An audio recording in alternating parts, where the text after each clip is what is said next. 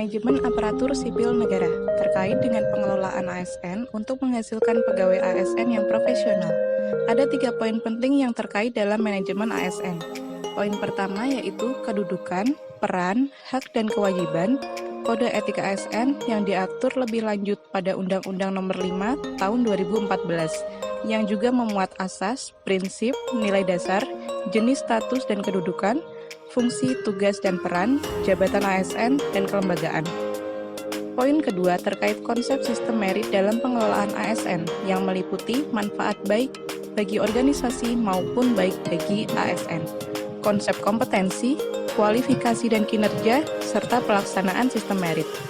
Poin ketiga terkait mekanisme pengelolaan ASN. Di dalamnya dibahas mengenai manajemen PNS, manajemen P3K, pengelolaan jabatan pimpinan tinggi, organisasi, sistem informasi ASN, dan penyelesaian sengketa. Mari kita pelajari materi terkait manajemen pelayanan publik. Pelayanan publik sendiri dibagi menjadi 3 part. Yang pertama, konsep dan prinsip pelayanan publik, pola pikir ASN sebagai pelayanan publik, dan yang terakhir praktek etiket pelayanan publik. Kita mulai dari konsep dan prinsip pelayanan publik. Konsep pelayanan publik. Pengertian dari pelayanan publik adalah kegiatan atau rangkaian kegiatan dalam rangka pemenuhan kebutuhan pelayanan sesuai dengan peraturan perundang-undangan bagi setiap warga negara dan penduduk atas barang, jasa, dan atau pelayanan administratif yang disediakan oleh penyelenggara pelayanan publik. Dasar hukumnya yaitu Undang-Undang Nomor 25 Tahun 2009.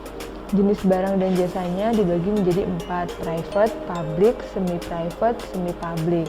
Klasifikasi pelayanan ada pelayanan administratif, pelayanan barang, pelayanan jasa, dan pelayanan regulatif.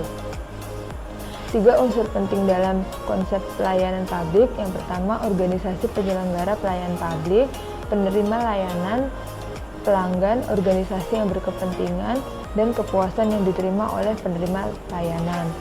Selanjutnya, indikator kualitas pelayanan publik, yaitu prosedur pelayanan, waktu penyelesaian, biaya pelayanan, produk pelayanan, sarana dan prasarana, dan kompetensi petugas. Selanjutnya, prinsip pelayanan publik, yaitu partisipatif, transparan, responsif, non-diskriminatif, mudah dan murah, efektif dan efisien, kemudahan akses, akuntabel, dan berkeadilan. Selanjutnya kita masuk ke pola pikir ASN sebagai pelayanan publik. Fundamental pelayanan publik yaitu diselenggarakan oleh pajak, amanat konstitusi, tujuan strategis untuk kemajuan bangsa, dan proteksi warga negara. Prinsipnya yang pertama, nilai dasar, kode etik dan kode perilaku, komitmen, integritas, moral dan tanggung jawab, berkompeten, kualifikasi akademik, jaminan perlindungan hukum, dan profesionalitas jabatan. Selanjutnya, kita masuk ke prinsip pelayanan prima. Prinsip pelayanan prima yaitu responsif, membangun visi dan misi pelayanan, adanya standar pelayanan, adanya pelatihan, dan adanya apresiasi. Selanjutnya, bagian yang terakhir adalah praktek etiket pelayanan publik.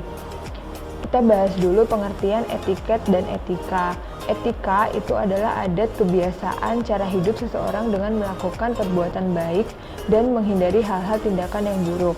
Sedangkan etiket adalah aturan sopan santun dan tata cara pergaulan yang baik antara sesama manusia. Selanjutnya, dasar etiket itu ada politeness atau sopan, respectful atau menghormati, attentive atau penuh perhatian secara wajar, kooperatif atau suka menolong, toleransi tenggang rasa, informality, dan yang terakhir self-control. Selanjutnya, manfaat etiket yaitu yang pertama, mempermudah berhubungan baik dengan setiap orang dan pandai membaca situasi.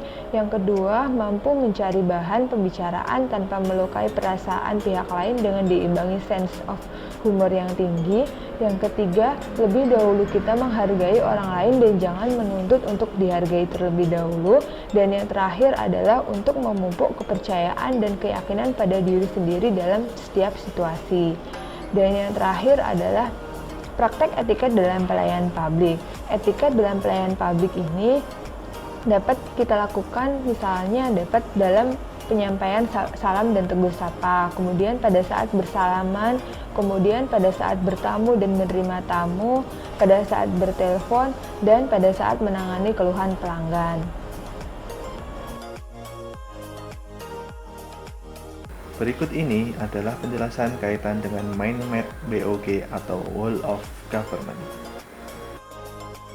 Terbagi menjadi 4 poin, yaitu konsep WOG, penerapan dalam pelayanan, best practice di berbagai negara, dan implementasi di Indonesia. Konsep WOG tersendiri adalah koordinasi atau kolaborasi antar instansi atau lembaga negara untuk mencapai tujuan nasional. Alasannya adalah untuk menghilangkan ego sektoral, mengikuti perkembangan teknologi, dan menciptakan kinerja good government. Kategori hubungan ada 3, yaitu koordinasi, integrasi, dan kedekatan atau pelibatan. Lanjut ke poin selanjutnya, yaitu penerapan dalam pelayanan. Ada tantangan, yaitu kaitan dengan SDM dan institusi, nilai dan budaya organisasi, dan juga kepemimpinan. Bentuk WOG ini sendiri adalah koordinasi antar lembaga, gugus tugas, dan koalisi sosial. Dalam prakteknya, dalam pelayanan publik terbagi menjadi 2, yaitu jenis dan pola. Untuk pola tersendiri terdiri dari teknik fungsional, 1 atap, 1 pintu, terpusat, dan elektronik. Lanjut pada poin best practice. Di berbagai negara ada syarat yang harus dilakukan, yaitu budaya dan filosofi, cara kerja yang baru, akuntabilitas dan intensif, cara baru pengembangan kebijakan. Ada beberapa contoh negara yang menggunakan WOG, yaitu Australia, Amerika, Inggris, dan Malaysia. Untuk Malaysia tersendiri menggunakan one day service untuk percepatan pemberian layanan. Berikutnya adalah poin implementasi di Indonesia berdasarkan asas penyelenggaraan, yaitu kepastian hukum, kepentingan umum, akuntabilitas, proporsionalitas, profesionalitas, keterbukaan, efisiensi, dan efektivitas. Untuk ruang lingkup terbagi menjadi 5, yaitu ruang lingkup administrasi pemerintah, ruang lingkup penyelenggaraan pemerintah negara, lingkup penyelenggaraan negara, lingkup hubungan pemerintah pusat dan daerah, lalu daerah dan daerah, dan yang terakhir lingkup penyelenggaraan pemerintah daerah. Sekian dan terima kasih.